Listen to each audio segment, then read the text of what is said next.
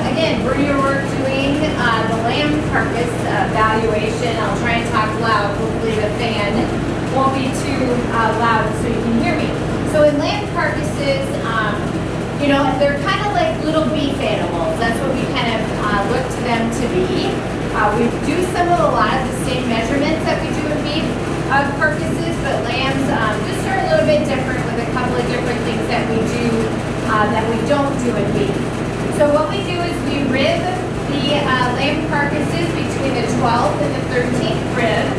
We take a fat measurement here along the ribeye, and then we take this body wall measurement. It's about right in here. It's 5 inches off the midline of the middle of the animal, and we take this measurement here. And it's just another measure of fatness.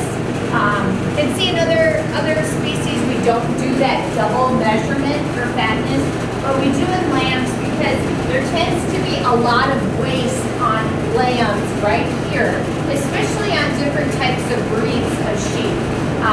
Not to pick on any different types of breeds, but generally white-faced breeds do tend to put on a lot of fat right along here. Sometimes they look boat-shaped, and that would be why we take that extra measurement. We also take a measurement of the ribeye area right here. That's a good sign of muscle and of what the carcass would have. And we also take a leg score. It's this conformation and width and depth and length, the three-dimensional look of the lamb, the leg of the lamb. Okay, and so we give it a numerical number. Here's something that would be kind of a 13.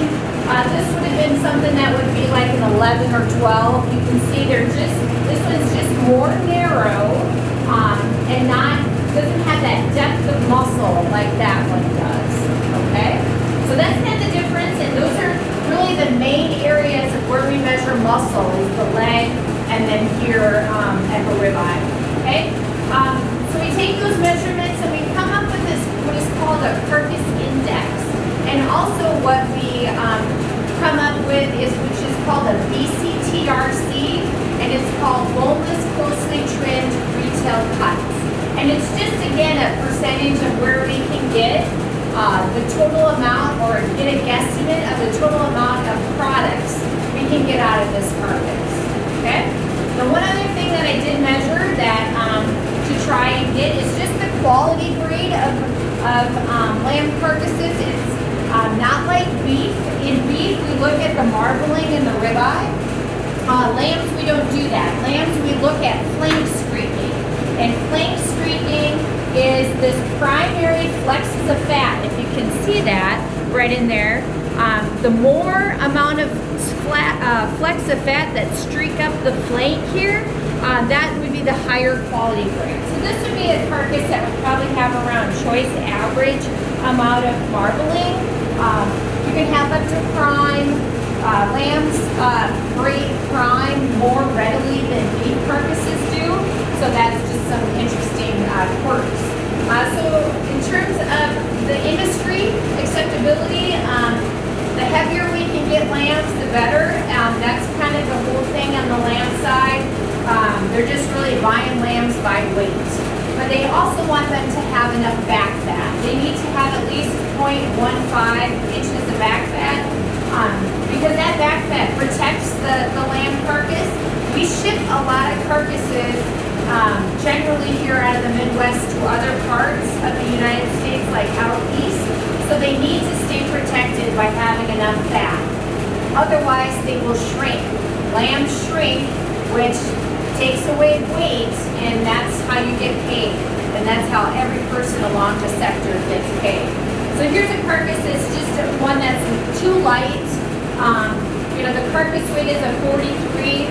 So this is probably the one, and there was another one in here that really just weren't ready to be harvested yet. They really needed more time and more weight. So mostly, 120 is about your minimum live weight. We want more than 60 pounds of carcass weight, but really we want 70 pounds of carcass weight. So those are some things to think about as you're raising animals. And you guys have an early fair, so sometimes lambs are hard to get there, depending upon when, you know, they were born. So that's generally lamb carcasses. Enjoy lamb, don't be afraid of eating lamb. Lamb is a good protein product, lots of good dense nutrients in lamb. And you can cook it just like you do beef, okay? So that's it for lambs. Good luck, exhibitors, on the lamb side. Keep taking that information you get from the carcass data and make some good selections, either on what you produce at home or